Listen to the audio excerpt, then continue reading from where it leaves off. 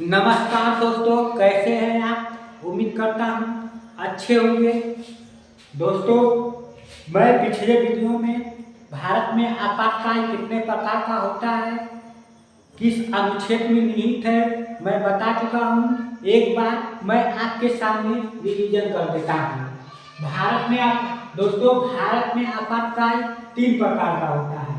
भारत में आपातकाल 3 प्रकार का होता है। पहला, राष्ट्रीय आपातकाल।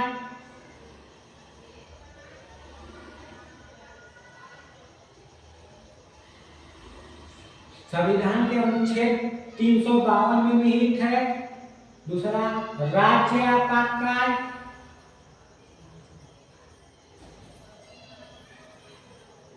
संविधान के अनुच्छेद 356 में निहित है। इसी को संवैधानिक आपातकाल भी कहा जाता है। तीसरा, वित्तीय आपातकाल।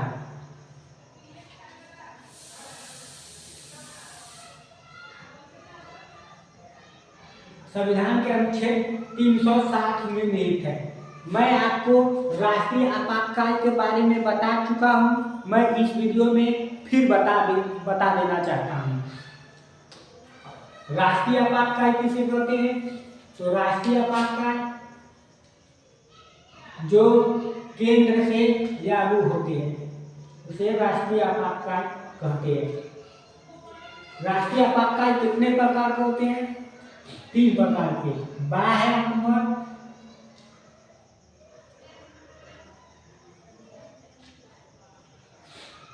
आंतरिक विद्रोह,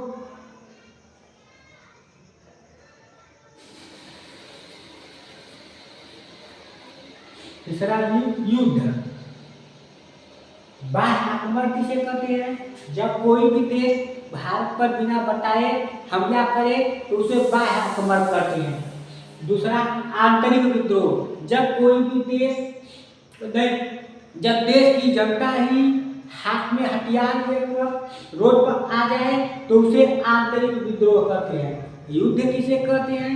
जब कोई भी देश बिना बताए युद्ध किसे कहते हैं? जब कोई भी देश भारत पर बताकर हमला करेंगे तो उसे युद्ध कहते हैं। अब भारत में आपातकाल कब कब लगा है ये बताने जा रहा हूँ। पहला भारत में आपातकाल 1962 से 1968 तक लगा था। 1962 से 1968 तक लगा था। 1962 से 1965 तक चीन ने आक्रमण किया था।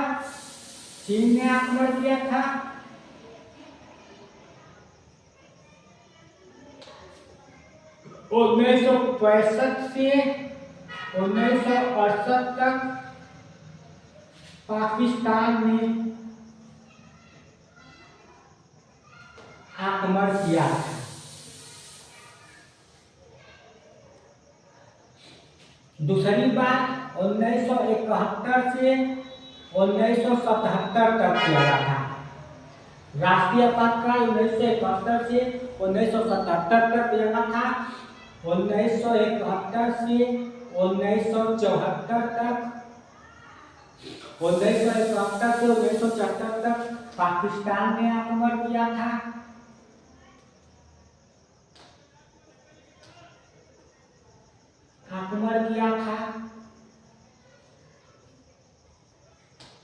और 1974 से 1977 तक आंतरिक विद्रोह हुआ था।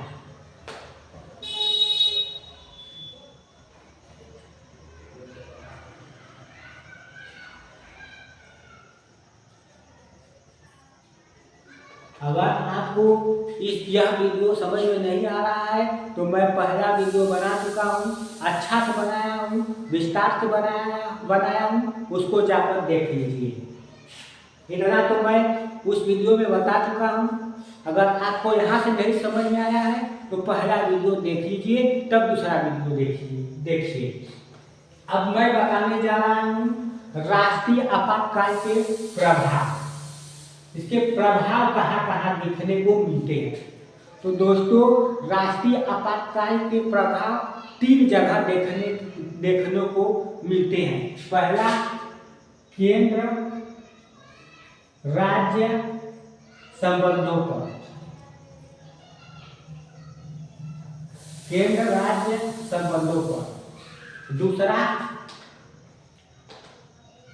संसद और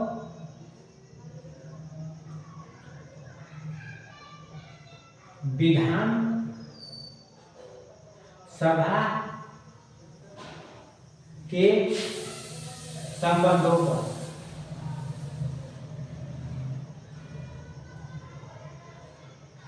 संसद और विधानसभा के संबंधों पर। तीसरा, वित्तीय धन विधेयक पर, धन विधेयक पर। इसी को वित्त विधेयक भी कहते हैं, इसी को वित्त विधेयक भी कहते हैं। वित्तीय आपातकाल यहाँ पर नहीं है, यहाँ पर धन विधेयक है, वित्त विधेयक है। यहाँ पर प्रभाव देखने को मिलता है। तो मैं पहले केंद्र राज्य संबंधों पर प्रभाव क्या पड़ता है मैं बताने जा रहा हूँ। आप वीडियो में लगातार बने रहें। केंद्र राज्य संबंधों पर प्रभाव, केंद्र राज्य संबंधों पर प्रभाव। क्या क्या प्रभाव है? आपातकाल से पहले, आपातकाल से पहले केंद्र सरकार और राज्य सरकार अपने अपने क्षेत्र पर स्वतंत्र रूप से काम करते हैं। आपातकाल से पहले केंद्र सरकार और राज्य सरकार अपने अपने क्षेत्र में स्वतंत्र रूप से अपना अपना काम करते हैं। लेकिन जिस दिन आपातकाल लग गया,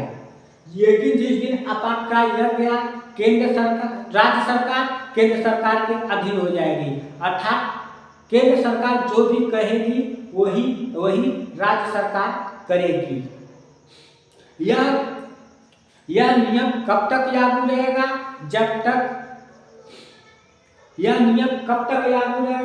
जब तक आपातकाल रहेगा। आपातकाल के खत्म होते ही यह नियम खत्म हो जाएगा। फिर जैसा का तैसा केंद्र सरकार जो काम करेगी वो केंद्र सरकार करेगी, जहां राज्य सरकार का काम रहेगा वहां राज्य सरकार करेगा।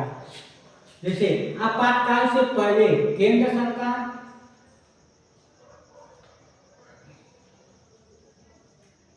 और राज्य सरकार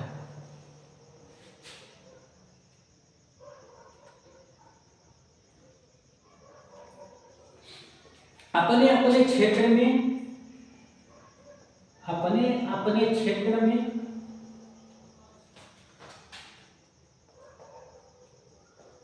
स्वतंत्र तरीके से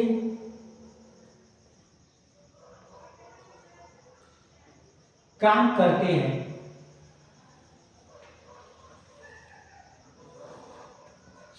स्वतंत्र तरीके से काम करते हैं। लेकिन जिस दिन राष्ट्रीय आपातकाल लग गया,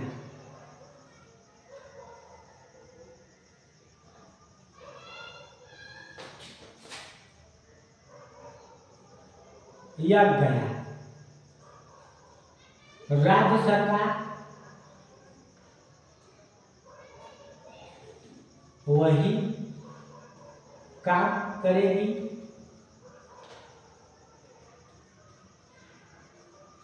जो केंद्र सरकार कहेगी।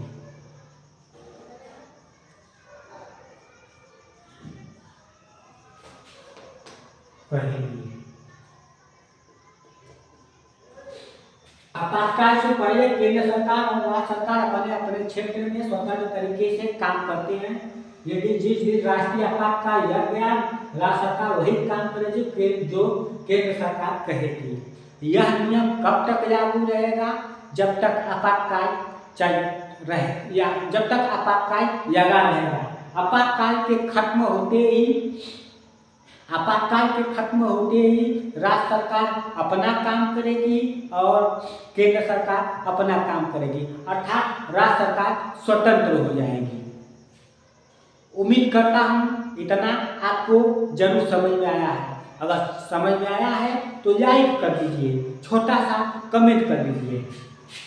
अब मैं बताने जा रहा हूँ संसद और विधानसभा पर प्रभाव। संसद और विधानसभा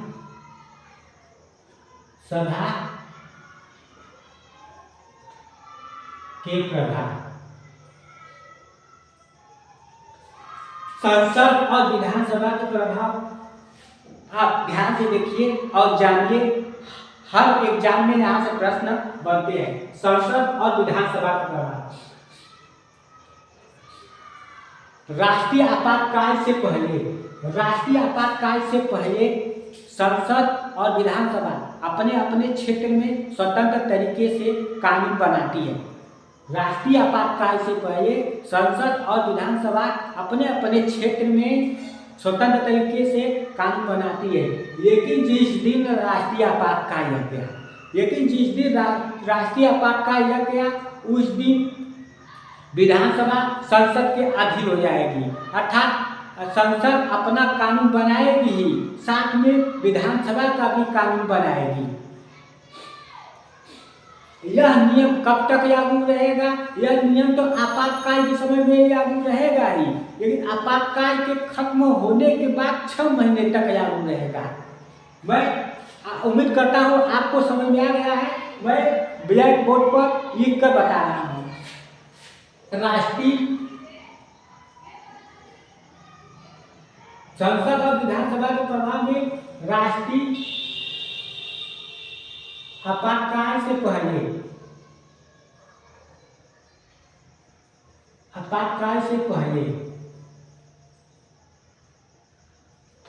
संसद और विधानसभा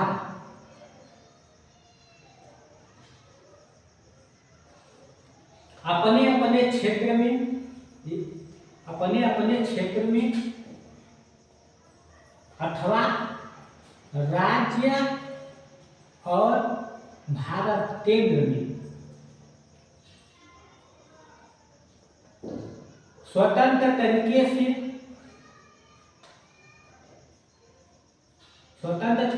से कानून बनाते हैं।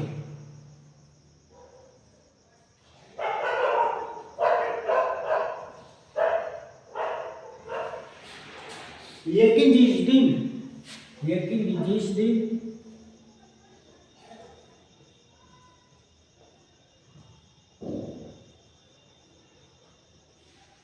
आपातकाल लग गया,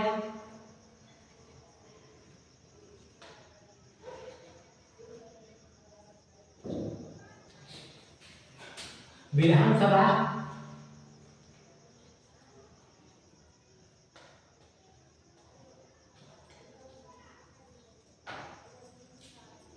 संसद के अधीन हो जाएगी। संसद की अधीन हो जाएगी।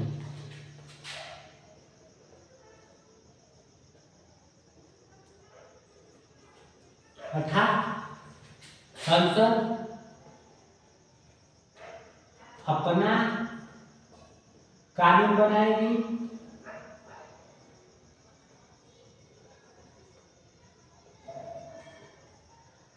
साथ में विधानसभा का कानून बनाएगी।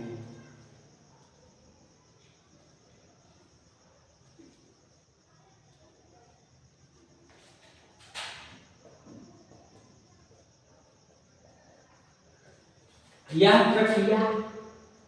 प्रक्रिया आपातकाल के समय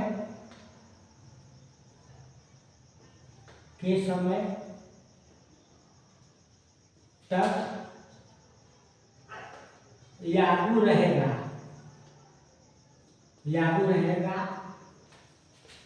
आपातकाल खत्म होने के बाद, आपातकाल खत्म होने के बाद, आपातकाल खत्म होने के बाद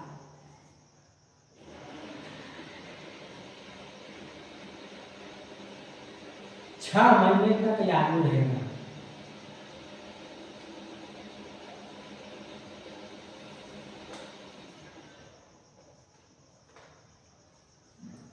छह महीने तक लागू रहेगा। इसके बाद 6 महीने बाद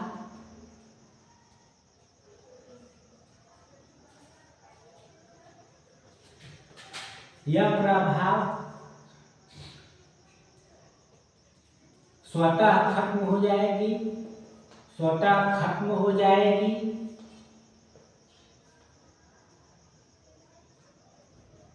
विधानसभा अर्थात विधानसभा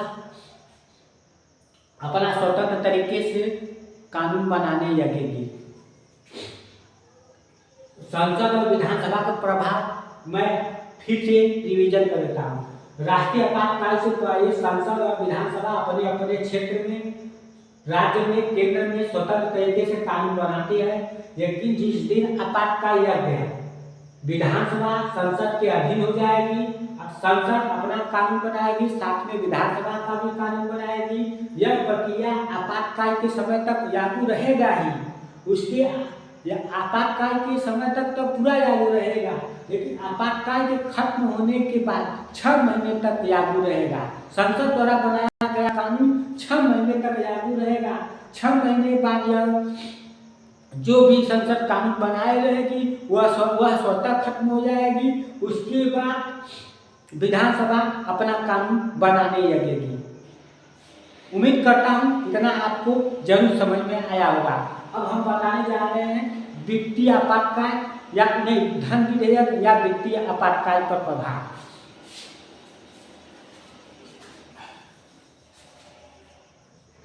वित्तीय आपातकाल, वित्तीय आपातकाल पर प्रभाव।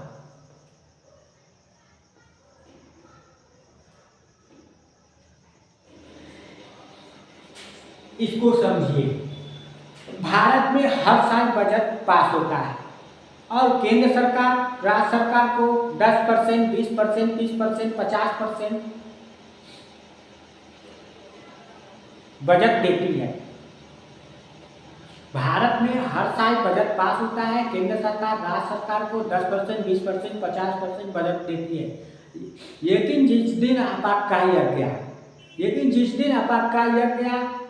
केंद्र सरकार राज्य सरकार को पैसे दे न दे, अधिक दे कम दे, वह केंद्र सरकार पर निर्भर करता है। केंद्र सरकार राज्य सरकार को पैसे दे न दे, कम दे, अधिक दे, वह केंद्र सरकार पर निर्भर करता है। यह नियम तो राष्ट्रीय आपातकाल के यह नियम 6 महीने तक तो लागू ही रहेगा। उसके बाद 6 महीने बाद नया बजट तक लागू रहेगा। अर्थात जब तक नया बजट नहीं आ जाता है तब तक यह नियम लागू रहेगा। जब नया बजट आ जाएगा वह कानून स्वतः अपने आप खत्म हो जाएगा। देखिए, समझिए।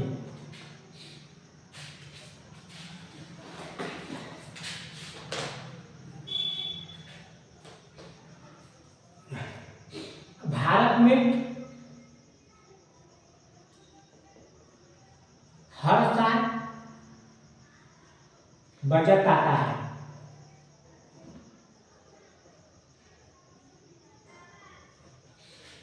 भारत में हर साल बजट आता है। केंद्र सरकार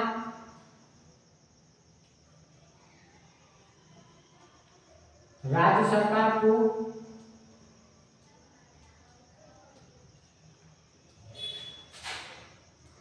बजट का हिस्सा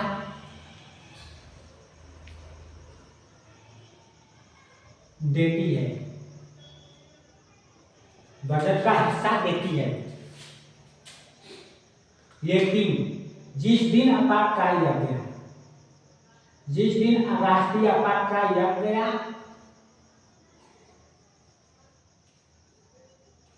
धन विधेयक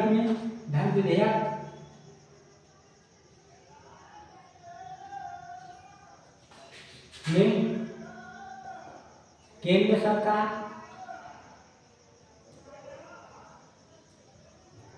राज्य सरकार को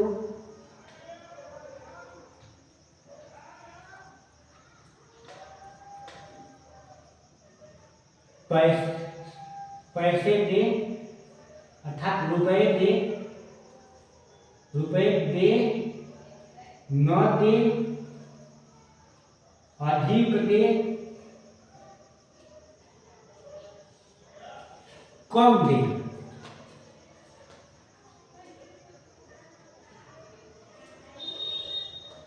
वह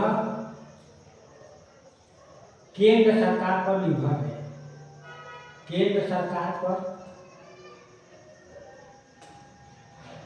निर्भर है।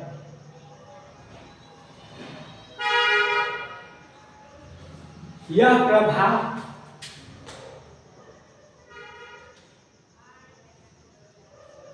आपातकाल के समय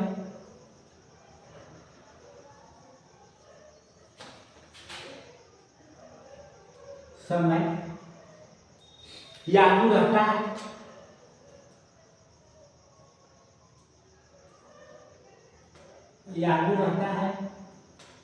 आपातकाल खत्म होने के बाद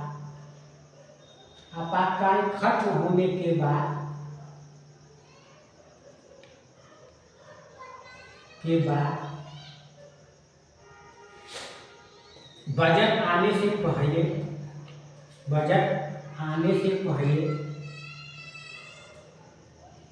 अर्थात 31 मार्च तक लागू रहता है। बजट आने से पहले तक लागू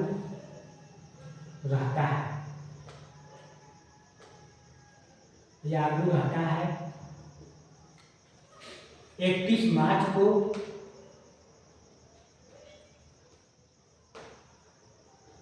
स्वतः अपने आप खत्म हो जाता है। देखिए, वित्तीय आपातकाल प्रभाव। भारत में हर साल बजट आता है। केंद्र सरकार राज्य सरकार को बजट का हिस्सा देती है। आपातकाल यह गया, धन विधेयक में केंद्र सरकार राज्य सरकार को पैसे अधिक दे, कम दे, न दे, रुपए दे, वह केंद्र सरकार पर निर्भर करता है। यह प्रभाव आपातकाल के समय तो लागू रहेगा ही, आपातकाल खत्म होने के बाद 6 महीने तक लागू रहता है। 31 मार्च को स्वतः खत्म हो जाता है। अर्थात जो भारत का बजट 1 अप्रैल से 31 मार्च तक होता है।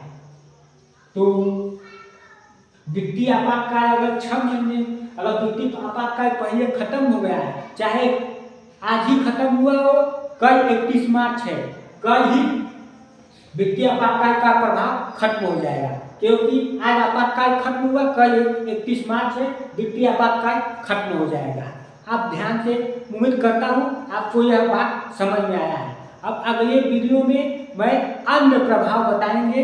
आप लगातार हमारे चैनल पर बने रहें। नमस्कार।